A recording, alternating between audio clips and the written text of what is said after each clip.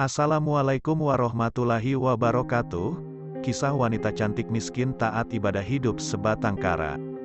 Zaman dahulu ada seorang wanita cantik miskin taat ibadah hidup sebatang kara yang tinggal di rumah kecilnya. Wanita cantik ini tinggal di desa yang populasi penduduknya sangat jarang, bahkan rumah mereka satu dengan yang lainnya jaraknya sangatlah berjauhan. Rumah wanita cantik ini hanya dekat dengan rumah seorang lelaki muslim yang kikir dan genit terhadap perempuan, sedangkan rumah penduduk yang lainnya jaraknya sangatlah berjauhan. Suatu ketika, wanita cantik ini jatuh sakit, entah sakit apa yang dideritanya, sedangkan ia tidak memiliki uang dan semua bahan makanan yang ia miliki telah habis, sehingga dalam beberapa hari terakhir ia tidak makan. Pada pagi harinya, wanita cantik ini merasa kelaparan dan membutuhkan pengobatan untuk dirinya, hingga ia tidak punya pilihan selain meminta belas kasihan kepada tetangga lelaki yang kikir dan genit terhadap perempuan tersebut. Maka pagi itu, karena sakit yang dideritanya, wanita cantik ini berjalan dengan sangat pelan menuju rumah tetangganya tersebut, dengan tujuan mohon pertolongannya minta makanan atau biaya pengobatan untuk dirinya. Ketika wanita cantik ini telah sampai di depan rumah lelaki tersebut, ia mengetuk pintu rumah itu sambil mengucap salam. Tak lama kemudian dibukalah pintu rumah itu oleh lelaki tersebut tanpa menjawab salam. Wanita cantik ini merasa sedikit senang, karena pemilik rumah telah membukakan pintu rumah untuknya. Lalu wanita cantik ini menjelaskan kedatangannya, bahwa ia sedang sakit dan sedang kelaparan dan sangat membutuhkan pertolongan lelaki tersebut. Mendengar penjelasan wanita cantik ini, lelaki tersebut malah terpesona dengan kecantikan wanita ini. Maka dalam hatinya terlintas ingin menolong wanita cantik ini, tapi dengan syarat wanita cantik ini harus menyerahkan terlebih dahulu tubuhnya kepada lelaki tersebut jika ingin mendapatkan pertolongannya. Maka lelaki tersebut berkata, "Saya bersedia menolong kamu, asalkan kamu juga menolong saya dengan memuaskan syahwatku. Apakah kamu bersedia?" Mendengar ucapan lelaki tersebut, wanita cantik ini merasa sangat kaget dan tidak percaya dengan ucapan lelaki tersebut.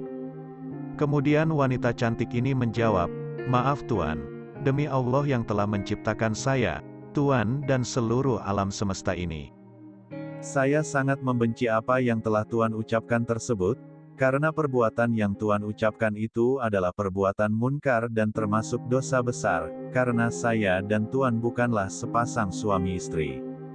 Jika pertolongan dari Tuan minta balasan dengan saya harus memenuhi syahwat Tuan, lebih baik saya tidak menerima pertolongan dari Tuan. Kalau Tuan tidak bersedia menolong saya dengan ikhlas dan tanpa imbalan, lebih baik saya pulang sekarang." Maka setelah mengucapkan salam, wanita cantik ini kembali pulang ke rumahnya. Kemudian besok paginya, karena tidak ada pilihan lain, wanita cantik ini kembali lagi pergi ke rumah lelaki tersebut dengan maksud dan tujuan yang sama. Namun setelah wanita cantik ini bertemu dengan lelaki tersebut, ia mendapat jawaban yang sama dengan hari kemarin. Kejadian ini berlangsung sampai 2 kali dalam 2 hari. Hingga memasuki hari ketiga wanita cantik ini yang dalam keadaan sakit, ia tidak putus asa. Ia kembali berjalan kaki dengan pelan dan terlihat sangat lemas sekali, hingga beberapa kali ia harus berhenti sejenak. Dengan harapan tiada henti, wanita cantik ini tetap pergi ke rumah lelaki tersebut.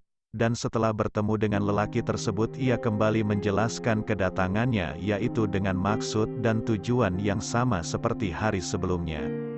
Maka lelaki tersebut berkata, "Karena kamu sudah beberapa kali datang ke sini minta pertolongan, baiklah, saya akan memberimu pertolongan dengan sedikit uang dan beberapa makanan tanpa saya minta imbalan apapun darimu."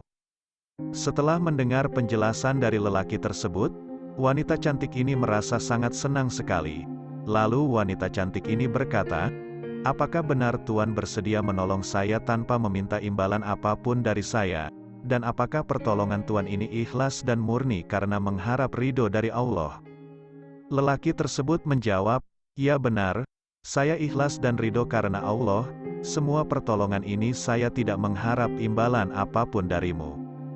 Lalu wanita cantik ini berdoa, "Ya Allah, terimalah sedekah dari Tuan ini dan jadikanlah pahala sedekahnya ini sebagai naungannya di akhirat kelak. Amin." Mendengar doa dari wanita cantik ini, hati lelaki tersebut tersentuh dan merasa iba. Maka setelah wanita cantik ini selesai membaca doa, lelaki tersebut memberikan amplop berisi uang, beberapa makanan dan minuman yang sudah siap dikonsumsi kepada wanita cantik ini. Namun ketika kedua tangan wanita cantik ini hendak menerima dan menyentuh amplop dan beberapa makanan tersebut, wanita cantik ini tiba-tiba jatuh pingsan hingga menghembuskan nafas terakhirnya di depan lelaki tersebut. Innalillahi wa inna ilaihi rajiun, ucap lelaki tersebut. Alangkah terkejutnya lelaki tersebut, ketika ia melihat wanita cantik ini pingsan hingga menghembuskan nafas terakhirnya di hadapannya. Sontak lelaki tersebut merasa sangat menyesal sekali hingga lelaki tersebut menangis. Karena ia menyia-nyiakan wanita cantik taat ibadah ini yang sudah beberapa kali minta pertolongannya, namun ia beberapa kali enggan menolong wanita cantik ini hingga wanita cantik ini menemui ajalnya. Setelah kejadian ini, lelaki tersebut bertaubat kepada Allah, memohon pengampunan dosa karena ia tidak berbuat baik kepada wanita cantik ini dan ia telah mengabaikan orang yang sangat membutuhkan pertolongannya. Demikianlah kisah wanita cantik miskin taat ibadah yang berakhir menemui ajalnya dikarenakan tidak mendapatkan pertolongan dari tetangga dekatnya.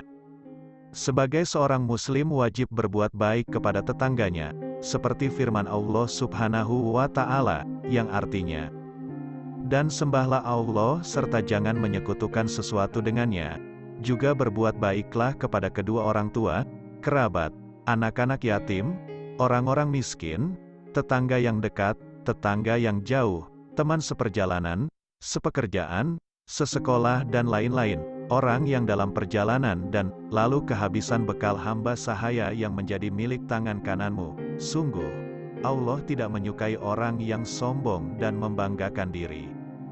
Quran Surah An-Nisa ayat 36. Sedangkan Nabi Muhammad Rasulullah Shallallahu Alaihi Wasallam bersabda. Hadis ini dari Amrah dari Aisyah radhiyallahu anha dari Nabi Shallallahu Alaihi Wasallam. Beliau bersabda, Jibril senantiasa mewasiatkanku untuk berbuat baik terhadap tetangga sehingga aku mengira tetangga juga akan mendapatkan harta waris. Hadis riwayat Sahih Al-Bukhari nomor 5555. Semoga kisah ini menyadarkan kita semua betapa pentingnya menjaga hubungan baik dan tolong-menolong dengan tetangga kita. Ya Allah yang Maha Pengasih dan Maha Penyayang, hamba dan semua orang yang telah menonton kisah ini, memohon kepadamu limpahkan rahmat-Mu kepada kami, jauhkanlah kami dari perbuatan munkar dan kikir, ampunilah segala dosa kami yang Engkau lebih mengetahui daripada kami, jauhkanlah kami dari azab kubur dan azab neraka. Amin ya rabbal alamin. Wassalamualaikum warahmatullahi wabarakatuh.